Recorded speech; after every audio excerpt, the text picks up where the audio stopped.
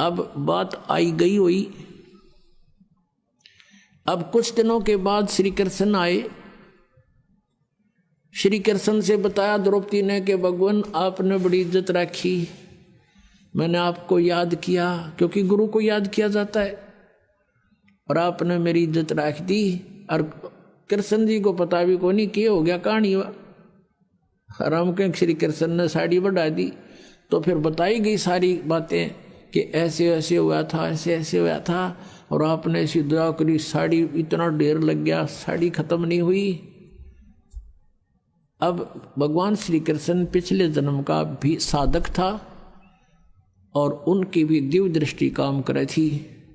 अपनी दिव्य दृष्टि से श्री कृष्ण ने देखा कि ओहो, तो द्रौपदी ने पूछा कि गुरुवर मुझे किस पुण्य का फल मिला ये।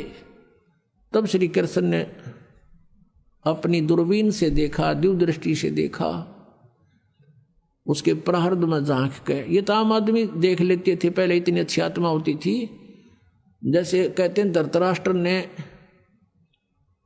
ऐसे, कोई कथा फिर बताएंगे, प्रसंग बदल जाएगा। तो अब उसने देखा कि द्रौपदी तूने एक अंधे महात्मा को एक साड़ी का टुकड़ा पाड़ के दिया था,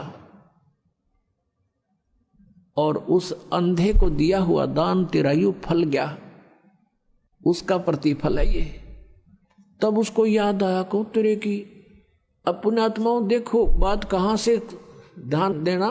जब वो साड़ी पाड़ रही थी, अपनी राजा की लड़की अपनी साड़ी को फाड़ फाड़ कर डाल रही थी, तो उस समय वो अपनी नौकरानी को भी कह सकती थी कि तू एक साड़ी का टुकड़ा पाड़ के डाल दे महात्मा को, और नौकरानी तुरंत पाड़ के डाल देती। उसको पता था कि राजा की लड़की है, जाते चार देगी तेरे तई नए नए बढ़िया साड़ी। लेकिन नहीं, इतना ज्ञान दिया जाता था बच्चों को कि मैं रोटी खाऊंगा मेरा पेट भरेगा, मैं दान करूंगी तो मुझे मिलेगा, उसको इतना भी मालूम था। तो इसको कहते हैं लूट सके तो लूट ले, राम नाम की लूट। अब जैसे आप यहाँ सेवा करते हो, आपकी इच्छा ना हो कि यूं मेरी सेवा करे, तो आपको वो लूट रहा है। जहां तक आपकी पार बस आप अपने हाथों से सेवा करने की चेष्टा करें, जितनी भी हो जाए, और दान करें अपने हाथ से, अपनी कमाई से, वो आपको ही मिलेगा।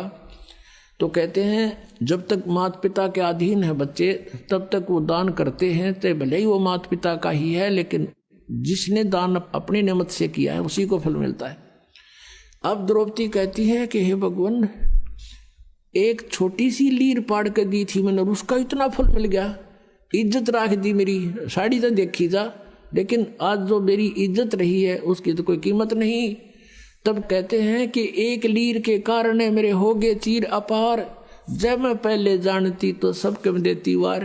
इसे महापुरुष को और एक इतना दान करने से आज मेरी इतनी इज्जत रही है, यदि मुझे पहले पता लग जाता तो ना जाने क्या न्यौछावर कर देती उस महापुरुष के लिए।